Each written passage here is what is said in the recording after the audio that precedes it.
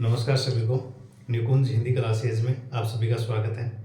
साथियों, आज अपनी ये दूसरी क्लास है और इससे पहले एक क्लास हमने यूट्यूब पर अपलोड कर दी है।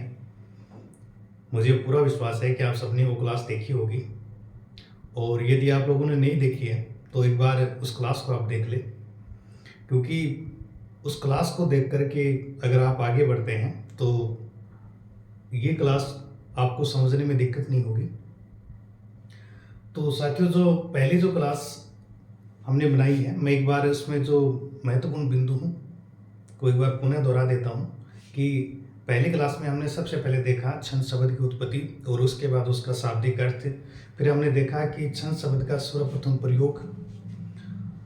इनके अलावा हमने जाना कि छंद वेदांग है और छंदों की उत्पत्ति के विषय में भी हमने चर्चा की। फिर हमने देखा छंद का मुख्य उद्देश्य, छंद का संबंध, छंद के प्रवर्तक, जैसे कई बातें हमने देखी हैं। तो आप सभी एक बार पुनः उस क्लास को देख लें। और आइए आज की इस क्लास में हम जानेंगे कि छंद के जो अवयव हैं या छंद के अंग हैं उनके विषय में आज हम पढ़ते हैं। साथियों, जैसे मानव शरीर के कई भाग होते हैं, ठीक उसी प्रकार से जैसे हम देखते हैं कि मानव शरीर में भी हाथ है, पैर है, नाक है, कान है, तो ठीक उसी प्रकार से छंद के भी कई भाग होते हैं और उनका एक एक करके आज हम उन सब का अध्ययन करेंगे। तो सबसे पहले हम देखते हैं, जैसा कि बोर्ड पे लिखा हुआ है कि वर्ण और मात्रा, चरण, यति, गति, तुक, लय, गण, इन सब के बारे में हम एक एक करके विस्तार से जानते हैं। चलो सबसे पहले हम देखते हैं वर्ण। साथियों, छंद को समझने के लिए हमारे लिए जरूरी है कि हम वर्ण और मात्रा को जाने। तो देखिए, अगर हम छंद शास्त्र के हिसाब से देखें तो ये देखिए आप, स्वर या स्वर युक्त व्यंजन, स्वर या स्वर युक्त जो व्यंजन होता है उसको क्या कहते हैं? वर्ण कहते हैं। देखो, यहाँ एक चीज स्पष्ट हो गई कि वर्ण वो है जो या तो स्वर है या स्वर से युक्त व्यंजन है, वही क्या है? वर्ण है। इसके आगे देखिए मात्रा। मात्रा से क्या तात्पर्य है? तो वर्ण के उच्चारण में जो समय लगता है उसके मात्रक का जो कार्य करता है उसको क्या कहते हैं? मात्रा कहते हैं। कहने का मतलब है कि वर्ण के उच्चारण के मात्रक को क्या कहते हैं? मात्रा कहते हैं। मात्रा साथियों दो प्रकार की होती हैं, ये देखिए आप। मात्राएं दो प्रकार की होती हैं, लघु मात्रा या फिर हम इसको हरीश्व मात्रा भी कह सकते हैं, और दूसरी कौन सी होती है? दीर्घ मात्रा, या हम इसे गुरु मात्रा भी कह सकते हैं। अब हमारे लिए जानना ये जरूरी हो गया कि कौन सी मात्रा वो लघु होती है और कौन सी मात्रा है वो दीर्घ होती है। लघु मात्रा है उसके उच्चारण में एक मात्रा का योग होता है, जबकि दीर्घ जो मात्राएं हैं उनके उच्चारण में दो मात्राओं का योग होता है। तो ये देखिए साथियों, ए, छोटा ई, ऊ, और री, ये जो चार स्वर हैं, इन स्वरों से युक्त यदि कोई भी, या तो ये स्वर हो या फिर इनसे युक्त कोई भी व्यंजन हो, वो क्या होगा? एक मात्रिक वर्ण कहलाएगा, या फिर हम उसको लघु वर्ण कह सकते हैं। और इनका जो प्रतीक चिन्ह है, प्रतीक जो चिन्ह है इनका, ये खड़ी रेखा। फिर हम बात करते हैं दीर्घ वर्ण की। तो ये देखो साथियों, आ, बड़ी ई, बड़ा ऊ, ए, आई, ओ और औ।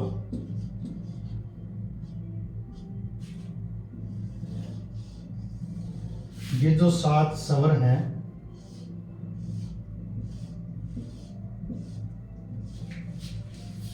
या तो ये स्वर या इन स्वरों से युक्त कोई भी व्यंजन है वो क्या होगा, द्विमात्रिक, या फिर हम उसको कह सकते हैं दीर्घ वर्ण होगा। साथ ही एक चीज मैं आपको ये भी बता देता हूं कि छंदशास्त्र के अनुकूल ये जो अपन जिसको स्वर कहते हैं, इनको छंदशास्त्र के अनुकूल इनको मात्राएं कहा जाता है। और इनका जो प्रतीक चिन्ह है, प्रतीक जो चिन्ह है वो क्या है, ये वर्तुलाकार रेखा, या हम उसको अंग्रेजी का एसपी कह सकते हैं। अब देखिए कि किस प्रकार से वर्ण और मात्रा को हम जानते हैं या पहचानेंगे। तो यहाँ एक शब्द देखिए साथियों, जैसे एक शब्द है कमरा।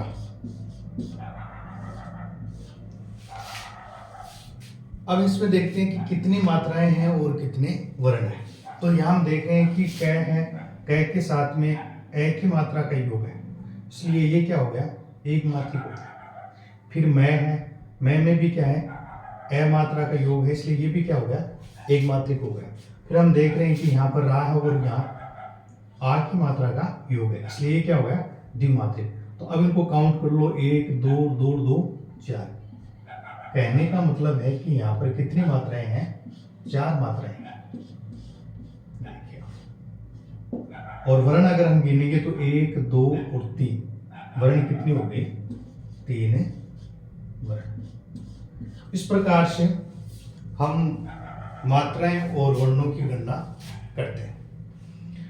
एक शब्द और देखिए साथी आप, जैसे एक शब्द है सुंदर, ये देखिए, इनमें अगर हम मात्राएं और वर्णों की गणना करें तो यहाँ हम देख रहे हैं कि स के साथ में छोटा ऊ का योग है, या हम कह सकते हैं कि छोटे ऊ की मात्रा है, और इससे आगे फिर आधा न है, ये देखो सर। फिर ये देखो, अगर हमने जो परिभाषा देखी थी वहां पर क्या लिखा हुआ था कि स्वर या स्वर युक्त व्यंजन है वो क्या है, वर्ण है। इसका मतलब ये हो गया कि ये जो आधा है ये वर्ण नहीं है, ये वर्ण नहीं है। तो ये सही है साथियों, ये वर्ण नहीं है, परंतु इसका मतलब ये नहीं है कि इस शब्द में इस आधे अक्षर का योगदान नहीं है, इसका भी योगदान है। और इसी कारण ये जो शब्द है, जब हम इनका उच्चारण करते हैं तब ध्वनि का योग है वो इससे पहले वाला जो शब्द होता है उस पर लगता है। और ऐसा होने के कारण आद्य अक्षर से ठीक पहले वाला जो अक्षर होता है वो अगर लघु वर्ण है तो फिर वो क्या बन जाता है, दीर्घ बन जाता है। तो यहाँ हम देखेंगे कि ये जो लघु वर्ण है और इस आधे के कारण ये क्या बन जाता है, दीर्घ बन जाता है। फिर द है, ये एक मात्रिक है, र है वो भी क्या है, एक मात्रिक है। तो ये देखिए आप इनको भी काउंट कर लो, 2 और 1 3 3 1 4 मात्राएं। और अगर हम वर्णों की बात करें तो 1 2 और 3 वर्ण, 3 वर्ण। अब हमारे लिए साथियों ये जानना जरूरी हो गया कि ऐसी और कौन कौन सी कंडीशन है जहां पर लघु वर्ण है वो दीर्घ वर्ण बन जाते हैं। तो ये देखिए आप, तो साथियों एक तो अपने जो संयुक्त वर्ण है जिसमें अक्षय है, त्रय है, गे है और श है। जहां पर ये संयुक्त वर्ण प्रयुक्त होते हैं तो इनसे ठीक पहले वाला जो अक्षर होता है वो अगर एक मात्रिक है तो फिर इनके कारण क्या बन जाता है, द्विमात्रिक बन जाता है। जैसे एक आप उदाहरण देख लो, ये देखिए कक्ष, यहां हम देख रहे हैं कि क के साथ में ए की मात्रा का योग है, परंतु इससे ठीक आगे देखो अक्षर संयुक्त व्यंजन आ गया, इसके कारण क है ये क्या हो जाएगा, द्विमात्रिक बन जाएगा। और स्वयं जो संयुक्त जो वर्ण है अगर ये एक मात्रिक है तो एक मात्रिक ही रहेगा, और अगर ये द्विमात्रिक है तो द्विमात्रिक रहेगा। कहने का मतलब है कि ये स्वयं प्रभावित नहीं होता, ये स्वयं तभी प्रभावित होता है जब इससे आगे यहाँ अगर कोई आधा अक्षर होता और यहाँ पर ये एक मात्रिक होता, तभी क्या है, द्विमात्रिक बन जाता। तो यहाँ हम देख रहे हैं, तो यहाँ देखो तीन मात्राएं, तीन तो क्या हो जाएंगी, मात्राएं, और वर्ण कितने हो जाएंगे, वर्ण कितने हो जाएंगे, दो।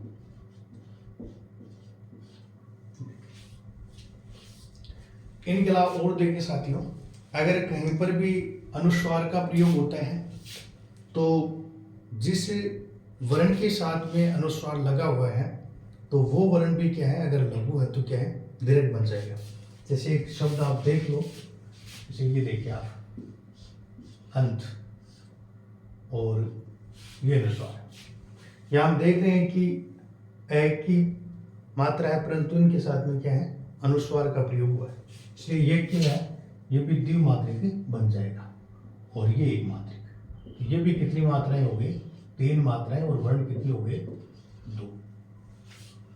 इनके अलावा साथियों जहां पर भी विसर्ग का प्रयोग होता है, या हम यूं कहें कि जिस वर्ण के साथ विसर्ग का योग होगा वह वर्ण भी क्या है, द्विमात्रिक होगा। जैसे एक शब्द आप देखिए, ये देखिए आप, अतः, तो यहाँ एक मात्रा और ये विसर्ग के कारण दो मात्रा, ये भी कितनी हो गई, तीन मात्राएं और दो वर्ण, दो वर्ण। एक साथियों अनुस्वार की बातें हमने कर ली, और अब हम चंद्र बिंदु के बारे में भी जान लें, क्योंकि चंद्र बिंदु का प्रयोग जहाँ होगा वहाँ वर्ण पर कोई प्रभाव नहीं पड़ेगा। कहने का मतलब ये है कि अगर किसी शब्द के साथ में चंद्र बिंदु का प्रयोग हो रहा है तो उससे शब्द का जो उससे शब्द है वो प्रभावित नहीं होगा। जैसे एक आप शब्द देखो, अंधेरा,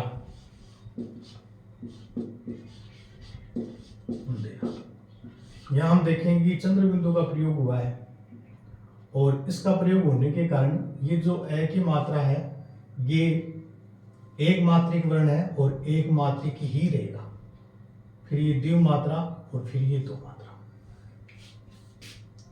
तो इस तरह से साथियों हमने अभी तक जाना कि ऐसी कौन कौन सी जो शर्तें हैं जहाँ पर एक वर्णिक जो वर्ण है या एक मात्रिक जो वर्ण है वो द्विमात्रिक बच जाता है। सबसे पहले हमने देखा कि संयुक्त वर्ण का प्रयोग होगा, तो संयुक्त वर्ण से ठीक पहले वाला जो वर्ण है वो क्या है, एक मात्रिक है तो द्विमात्रा में बदल जाएगा।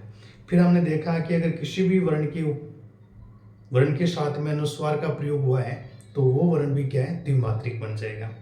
इनके आगे हमने देखा कि यदि किसी वर्ण के साथ में विसर्ग का प्रयोग है तो विसर्ग युक्त जो शब्द है, जो वर्ण है वो भी क्या है, द्विमात्रिक बन जाएगा। अनुस्वार चंद्र बिंदु का कोई प्रभाव नहीं होगा। इनके अलावा हमने जाना कि अगर कहीं भी शब्द में आधा अक्षर आता है तो आधे अक्षर से ठीक पहले वाला जो वर्ण होता है वो अगर एक मात्रिक है तो द्विमात्रिक बन जाता है। इनके अलावा साथियों एक शब्द और देखते हैं हम, और ये देखिए आप, विद्यालय, विद्यालय। यहाँ पर हम देख रहे हैं कि वह है और वह के साथ में छोटी ई की मात्रा का योगदान है, तो वैसे देखें तब तो ये एक मात्रिक वर्ण है, पर इससे आगे देखिए आप, अगर हम उनको अलग अलग करके लिखते हैं शब्द को, ये तो ये आधा द और ये देखो, अब ये आधा होने के कारण ये जो छोटी की मात्रा है ये एक मात्रिक होते हुए क्या बन जाएगा, द्विमात्रिक बन जाएगा। स्वयं ये द्विमात्रिक है तो द्विमात्रिक रहेगा। फिर ये देखो एक मात्रा एक मात्रा, कहने का मतलब क्या हो गया कि ये यहाँ पर 6 मात्राएं और 4 वर्ण है। इससे आगे हम बात करते हैं चरण की। तो साथियों चरण है, ये क्या है,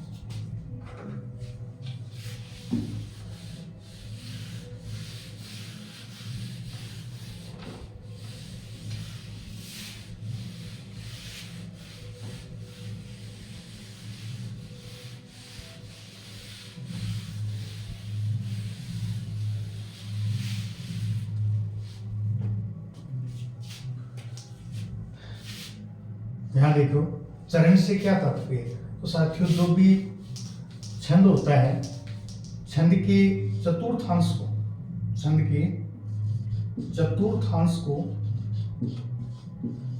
चरण कहते हैं। कहने का मतलब है कि छंद का जो चौथा जो भाग होता है उसको क्या कहते हैं, चरण कहते हैं। और चरण है ये भी क्या है, दो प्रकार के होते हैं। कितने प्रकार के होते हैं, दो प्रकार के होते हैं। कौन कौन से, ये हम देखेंगे। विषम चरण, विषम चरण, और दूसरा क्या है, सम चरण, सम चरण। विषम चरण में हम प्रथम व तीसरा चरण, और सम चरण में दूसरा व चौथा चरण। इस तरह से चरण क्या होते हैं, दो प्रकार के होते हैं। फिर बात करें यति। यति से साथियों, यति का अर्थ होता है ठहराव, ठहराव, या हम इसे विराम भी कह सकते हैं, विराम। कहने का मतलब है कि, और ये यति देखो साथियों, ये चरण के मध्य, चरण के मध्य या अंत में। कहने का मतलब है कि यति है वो चरण के मध्य में भी आ सकती है, परंतु चरण के अंत में यति का होना आवश्यक होता है। यति जो हमने अभी देखा है, इसका मतलब क्या है, ठहराव या विराम। कहने का मतलब है कि जब हम छंद को पढ़ते हैं और पढ़ते समय जो थोड़ा सा वाणी में विराम लिया जाता है, उसी को क्या कहते हैं, यति कहते हैं। यति है ये चरण के मध्य में भी आ सकती है, परंतु चरण के अंत में यति का होना क्या होता है, आवश्यक होता है। गति है ये यति के लिए महत्वपूर्ण है, और गति का अर्थ चाल ही है, या हम इसको प्रभाव बोल सकते हैं। जब भी हम कविताओं को पढ़ते हैं, है ना, तो पढ़ने का जो प्रवाह है वो क्या है, गति है। फिर बात करते हैं तुक की। तुक है, तुक से तात्पर्य है ध्वनि शामिल, ध्वनि शामिल। कहने का मतलब है ध्वनि की समानता। ध्वनि की समानता क्या कहलाती है, तुक कहलाती है। यहाँ एक चीज और ध्यान देने वाली है, और ये साथियों आप नोट करना, महत्वपूर्ण बात है कि तुक है, तुक को काव्यांग के रूप में, काव्यांग के रूप में सबसे पहले और जिसने प्रयोग किया है वो कौन है, भिखारी दास। कहने का मतलब है कि तुक है उसको काव्यांग के रूप में जो पहचान दिलाई है वो किसने दिलाई है, भिखारी दास ने। नीतिकालीन कवि भिखारी दास।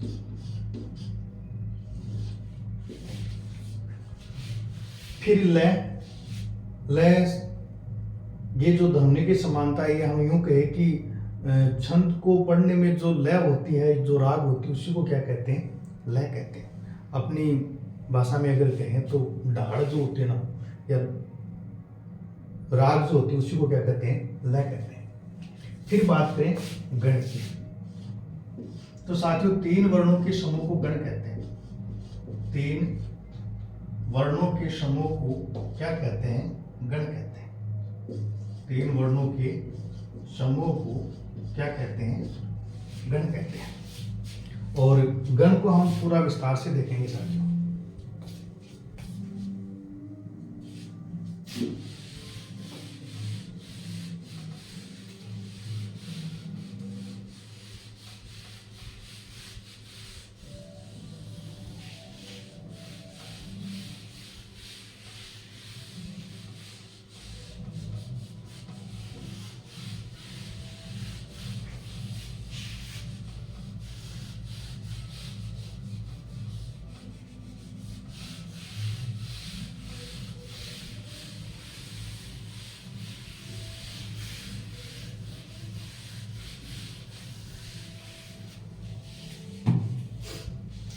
गण, गण में हमने देखा कि तीन वर्णों के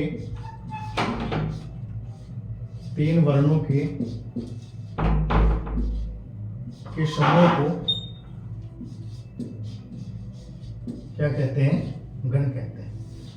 तीन वर्णों के समूह को गण कहते हैं।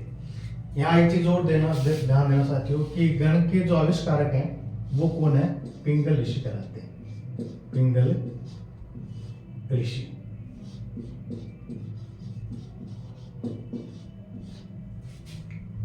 और अगर हम छंदों में बात करें तो गणों की संख्या कितनी होती है? 8 होती है। कितनी होती है? 8 होती है। अब साथियों हम जानेंगे कि ये जो 8 गण हैं इनके नामांकन और फिर कौन से गण में किस किस प्रकार से वर्ण प्रयुक्त होते हैं, तो वो सारी चीजें हम अभी देखते हैं। और ये जानने के लिए हमारे लिए जरूरी है कि हम ये सूत्र याद करें। और सूत्र साथियों ये थोड़ा बड़ा जरूर है परंतु कठिन नहीं है। और आइए देखते हैं मेरे साथ। ये माता राज बहान शलगा,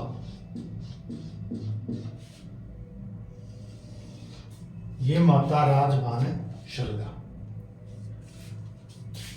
दोबारा देखिए साथी बार, ये महत्वपूर्ण बातें हैं क्योंकि बिना गणों की गणना के हम वर्णिक जो छंद है वो नहीं पढ़ सकते। वर्णिक छंदों को समझने के लिए जरूरी है कि पहले हम गणों को जानें। तो हमने गण के विषय में जो बातें की और अब ये सूत्र देखिए, इससे देखें हम किस प्रकार से 8 गण बनाते हैं। जैसा कि यहाँ परिभाषा में आपने देखा कि 3 वर्णों के समूह को गण कहते हैं। कहने का मतलब है कि एक जो गण होगा उसमें 3 वर्ण होंगे और पहले इन पर आप मात्रा लगाइए। जैसे ये है तो यहाँ पर ए का योग है इसलिए एक मात्रिक। ये देखिए द्विमात्रिक हो जाएगा क्योंकि यहाँ पर आ का योगदान है और यहाँ हम देख रहे हैं तो यहाँ पर भी आ का योगदान, इसलिए ये भी क्या हो जाएगा? द्विमात्रिक हो जाएगा। फिर यहाँ देखिए यहाँ भी आ का योगदान इसलिए द्विमात्रिक। यहाँ हम देख रहे हैं कि ए का योग इसलिए एक मात्रिक, यहाँ द्विमात्रिक, यहाँ एक मात्रिक, एक मात्रिक, एक मात्रिक और द्विमात्रिक। अब आप यहाँ से 3-3 का जोड़ा बना लो। देखो ये बन गया। यहाँ हम देख रहे हैं कि पहला जो अक्षर है ये देखो ये गण हम देख रहे हैं कि यहाँ पर देखो प्रथम जो अक्षर है या प्रथम जो वर्ण है वो क्या होगा? एक मात्रिक होगा और आगे के दोनों जो वर्ण है वो क्या होंगे? द्विमात्रिक होंगे। फिर इसी प्रकार से ये जोड़ा बना लो आप। यहाँ हम देख रहे हैं कि मगन है, मगन में प्रथम जो अक्षर है वो भी क्या है? द्विमात्रिक है। दूसरा जो वर्ण वो भी क्या है? द्विमात्रिक है। तीसरा वर्ण भी क्या है? द्विमात्रिक है। तो यहाँ ये बात एक महत्वपूर्ण होगी कि सभी जो वर्ण है वो क्या है? गुरु है। सभी वर्ण क्या है? गुरु है या द्विमात्रिक है। ऐसा कौन सा गण है जिसके सभी वर्ण द्विमात्रिक होते हैं? तो वो कौन सा है? मगन है। फिर आगे देख लो, अगला जोड़ा बना लो आप। यहां से हम देखते हैं और ये देखिए आप, ये बन गया तगन। तगन हम देख रहे हैं कि प्रथम जो वर्ण वो क्या है? द्विमात्रिक है। दूसरा वर्ण वो भी क्या है? द्विमात्रिक है। तीसरा वर्ण वो भी क्या है? एक मात्रिक है। फिर अगला जोड़ा बना लो आप इस तरीके से, ये देखिए आप रगन। यहां हम देख रहे हैं, देखो प्रथम जो वर्ण है रगन में वो क्या है? द्विमात्रिक है। दूसरा एक मात्रिक है। तीसरा है वो क्या है? द्विमात्रिक है। फिर आप आगे यहां से लो, तीसरा जोड़ा बनाते हो। देखो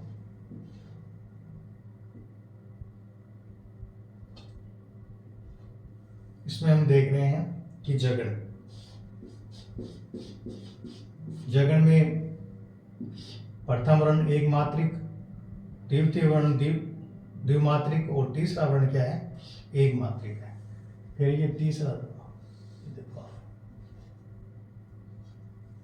भगन, यहाँ हम देख रहे हैं कि प्रथम जो वर्ण है वो क्या है, द्विमात्रिक है, दूसरा वर्ण एक मात्रिक है, तीसरा जो वर्ण है वो भी क्या है, एक मात्रिक है। फिर ये तीसरा देखो यहां से, अगला नगण। नगण में हम देख रहे हैं कि प्रथम जो वर्ण है वो क्या है, एक मात्रिक है, दूसरा वर्ण है ये भी क्या है, एक मात्रिक है, तीसरा जो वर्ण है ये भी क्या है, एक मात्रिक है। फिर आगे देखो आप यहां से शगन। शगन में देखिए साथियों, यहां पर जो प्रथम जो अक्षर है वो क्या है, एक मात्रिक है, दूसरा जो वर्ण है वो भी क्या है, एक मात्रिक है, और तीसरा जो वर्ण है वो क्या है, द्विमात्रिक है। शगन से आगे हम देखेंगे तो अपने पास दो ही वर्ण बचते हैं, जबकि गण के लिए कितने वर्ण होने चाहिए, 3 वर्ण होने चाहिए। इनको एक बार आप काउंट कर लो, 1 2 3 4 5 6 7 8, हो गए 8। यहाँ पर जो हमने अभी साथियों ये 8 गण पढ़े हैं, यहाँ एक तो ये जो मगन गण है इसको आप ध्यान रखिए कि इसके सभी जो वर्ण वो क्या है, द्विमात्रिक है। फिर हम देख रहे हैं कि ये जो नगण है, नगण के भी सभी जो गण है, नगण के भी सभी जो वर्ण वो क्या है, लघु मात्रिक है। ऐसा कौन सा गण है जिसकी सभी मात्राएं लघु होती है, तो वो कौन सा अपना नगण है। साथियों आज की क्लास में हमने सबसे पहले जाना वर्ण, मात्राएं, और हमने देखा कि शवर या शवर युक्त वर्ण को क्या, व्यंजन को क्या कहते हैं, वर्ण कहते हैं।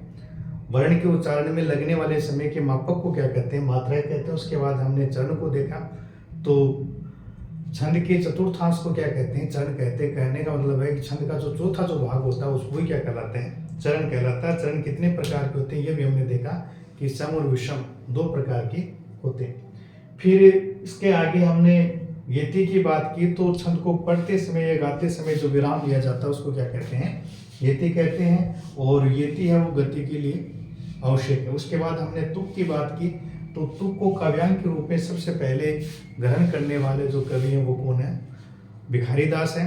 और भिखारी दास है उसने तुक को एक नई पहचान दिलाई। इस जैसे तुक में हमने देखा कि ध्वनि जो साम्यता है उसको क्या कहते हैं, तुक कहते हैं। और इससे आगे जब साथ एक तुक का उदाहरण आप देख लो ना, तुक यानी ये देखिए आप, जैसे एक शब्द है लूट और दूसरा है शूट। अब अगर हम इनका विग्रह करते हैं, इनकी ध्वनियों का, ये देखिए आप, लय,